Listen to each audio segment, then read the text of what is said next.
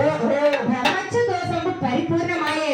పరిపూర్ణమైపోయింది అమ్మా పరిస్థితనమునా ఏనాడో నేను ఒక బ్రహ్మచ్చ దోషం చేశానమ్మా, బ్రహ్మహత్య చేశానమ్మా.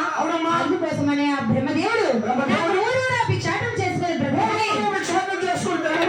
రాశాడమ్మా. ఈ రోజుతో ఆ శాప విమోచన అయిపోయింది. ఇంటికి గాని ఈ వాడకి గాని మీ వాడకి గాని మీ ఊరికి గాని ఇక రానమ్మా చూడమ్మా.